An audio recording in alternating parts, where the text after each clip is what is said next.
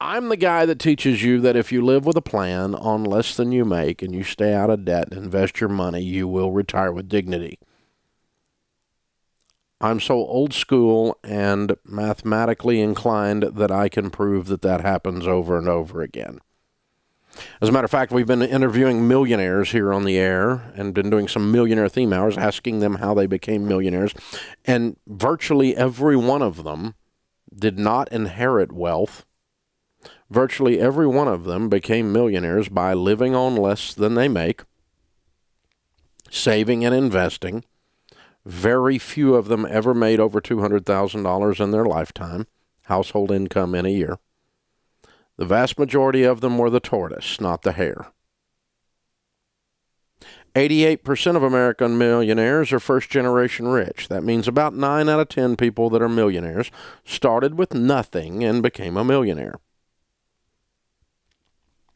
I am amazed that when, for instance, today I tweeted that statistic, 88% of American millionaires are first-generation rich, that there is always a group of people that want to argue about that don't believe that, and that well, they had a head start. Well, they had white privilege. Well, they had this. Well, they had that. Well, their mama knew somebody or whatever. There's always some kind of thing.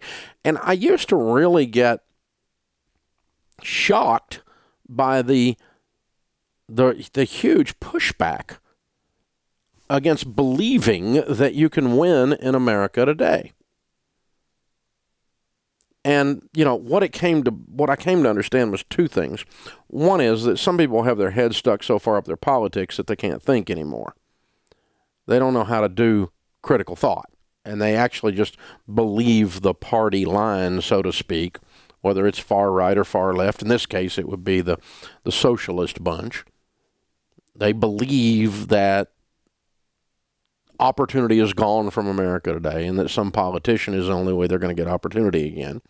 And so that's one of the reasons they want to push back against that, because they don't want to believe that it's up to them. The second reason is that I just am starting to realize this, and it makes me sad, really. It's kind of pitiful that a lot of the people that want to argue that opportunity is gone in America, the core reason that they want to argue that it can't be done today is because if they admit that it can be done today, then they also simultaneously would have to admit that they haven't done it. I would have, if I admit that you can go become a millionaire today and I'm not one, or I'm not on a track to go get that, then it means I'm not doing what I need to do, and I'm not, it's convicting to them when I say that. Because it puts a mirror in front of them and says, you ought to go win.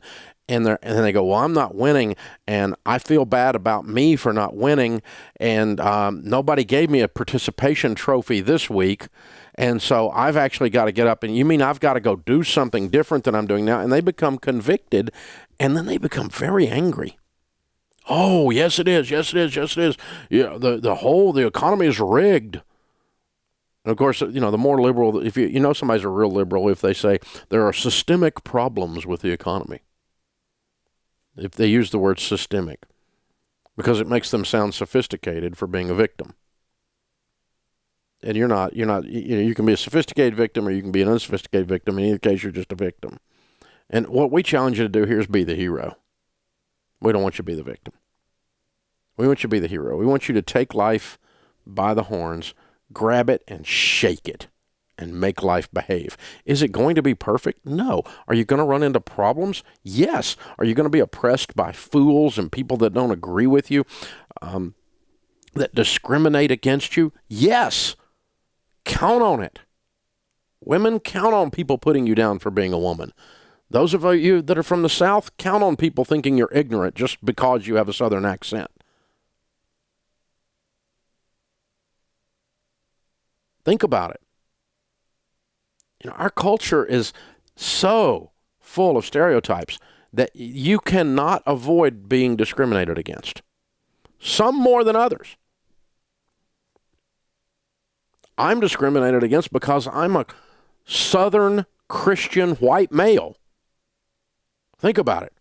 Like I'm as politically incorrect as you can possibly be. And I'm bald on top of that. You know, I mean, I just about got all the bases covered. And so, you know, when I step into some of these media situations, it's like that they look at me like I'm an absolute moron. And it takes, in some cases, me years for them to actually have at least a grudging respect for who we are and what we do here. Everyone faces some kind of hurdle from stereotypical morons who are pushing back against you. So just count on that. That's part of the journey, baby doll. It's not, you know, suck it up, buttercup. You got to do it. And the government's not going to fix it. There's not anybody running on the right that's going to make your life good. There's not anybody running on the left that's going to make your life good. 88% of Americans, millionaires, are still first-generation rich. And only 1% of them are actors, athletes, and rock stars. Most of them are small business owners. They're in sales, something like that. They're just folk. They just decide to live different than normal people who spend everything they make and act like they're in Congress. They made a decision to live differently. Now, you can choose a victim mentality due to your liberal politics, due to your shame about your position. You can choose a victim mentality, but I can 100% guarantee that you will not win choosing that mentality. I want you to choose the hero.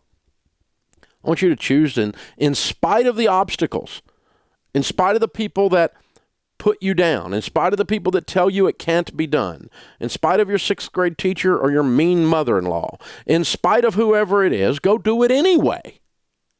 Go win anyway. And don't let a Republican or a Democrat or a conservative or a liberal or someone of faith or someone without faith steal your dreams. You see, hope is an interesting thing. No one can take it from you. The only way hope leaves you is you surrender it. Don't surrender your hope. Don't quit believing that it can be done, in spite of how freaking hard it is. It's hard, but it's the only option, so it's worth it. Live like no one else, so that later you can live and give like no one else. This is the Dave Ramsey Show.